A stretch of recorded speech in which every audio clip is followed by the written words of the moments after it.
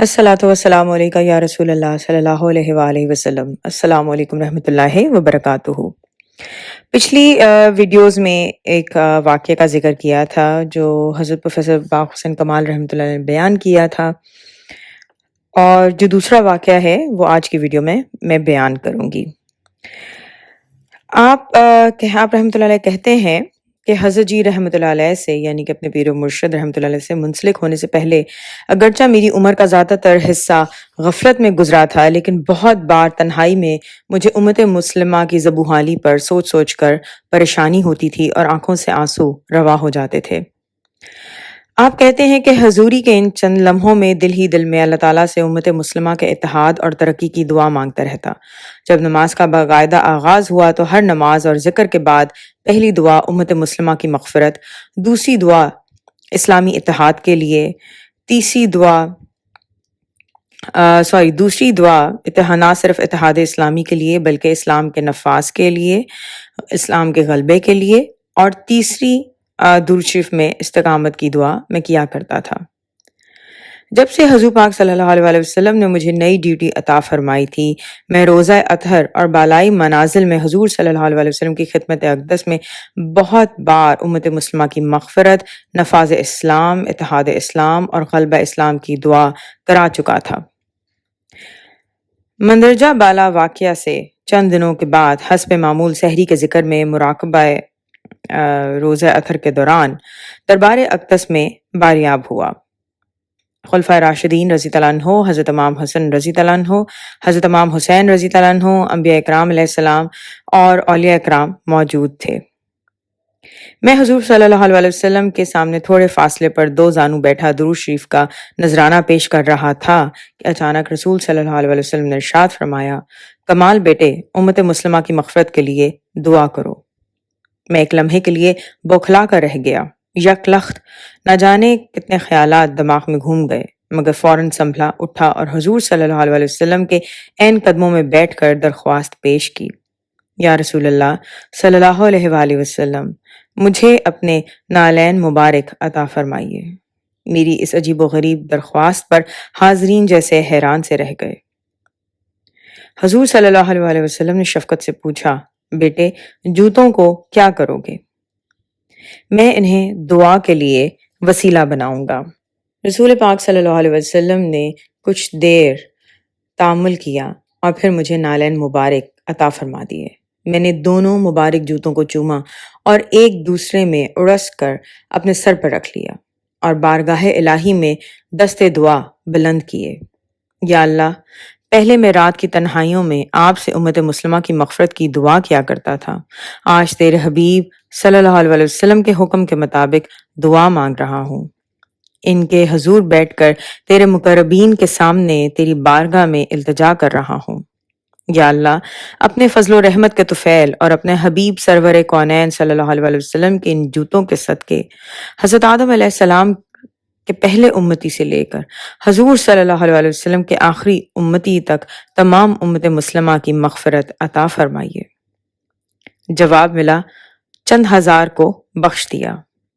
عرض کیا، یا اللہ، تیرا خزانہ رحمت بے پایاں ہے، فقیر کا سوال تو ساری امت کے لیے ہے۔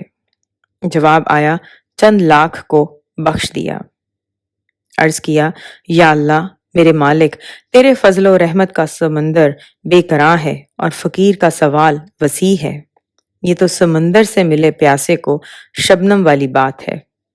آواز آئی، ساری امت کی مغفرت کرانے کے لیے تمہیں جہنم سے گزرنا پڑے گا۔ مجھے یوں لگا جیسے مالک اور بندے کے اس مکالمے پر زمان اور مکان تھم گئے ہوں، پوری کائنات سناٹے میں آ کر گوش بر آواز ہو۔ ایک لمحہ ضائع کیے بغیر عرض کیا، یا اللہ مجھے منظور ہے۔ آواز آئی، سوچ لو کیا کہہ رہے ہو۔ عرض کیا، میرے اللہ، اگر ساری امت کی بخشش کے بدلے میں ایک کمال سے جہنم کو گزرنا پڑے تو یہ بہت سستا سودا ہے۔ آواز آئی، کامیاب ہو گئے، بے حساب کو بخش دیا اور جو چاہو مانگو۔ مجھ پر رقت طاری تھی، رحمت حق جوش میں آ چکی تھی، میری طلب بھی بڑھ گئی۔ ہچکیاں لیتے ہوئے عرض کیا، الہی حضور صلی اللہ علیہ وسلم کے صدقے پاکستان کو اندرونی اور بیرونی خطرات سے محفوظ فرما، اسے زبردست قوت عطا فرما، اسے اسلام کا قلعہ بنا دے۔ افغانستان، کشمیر، وسط ایشیا کی اسلامی ریاستوں، فلسطین اور سنکیانک کو آزادی عطا فرما۔ بھارت کے ٹکڑے ٹکڑے فرما دے۔ بھارت، فلپائن اور اریٹریا کے مسلمانوں کو امن اور سکون نصیب فرما۔ ریاست ہائے متحدہ اسلامیہ مدینہ منورہ قائم فرما۔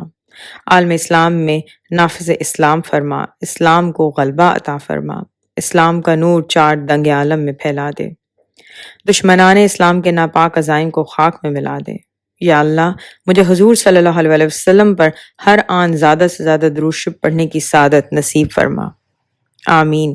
حضور صلی اللہ علیہ وسلم کی زبان مبارک سے یہ لفظ این دعا از من و جملہ جہاں آمین آباد کے مصداق تھے۔ یوں محسوس ہوا جیسے کائنات ایک خوشبو سے معمور، ایک نور سے منور ہو گئی ہو۔ قبول ہے۔ یہ مقدس آواز کیا گونجی، یوں لگا جیسے دم سادھی ہوئی کائنات میں یکدم مسرت کی لہر دوڑ گئی ہو۔ حضور صلی اللہ علیہ وسلم نے بے اختیار آگے بڑھ کر مجھے سینے سے لگا لیا اور میری پیشانی پر مہر شفقت اور محبت ثبت فرما دی۔ خلفائے راشدین رضی اللہ عنہ اور انبیاء اکرام علیہ السلام نے بھی باری باری گلے لگایا۔ خصوصاً حضرت امام حسین رضی اللہ عنہ کی وارفتگی کا کچھ عجب رنگ تھا۔ مجھ پر رقت طاری تھی اور میری اس رقت میں جیسے وہ برابر کے شریک ہوں۔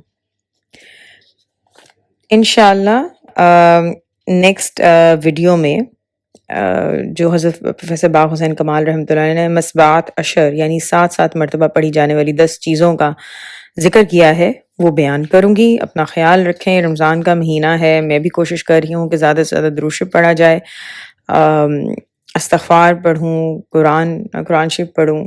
تو یہ آپ کو سب بتانے کا مقصد یہی ہے کہ ہمیں ایک دوسرے سے انسپریشن ملتی ہے۔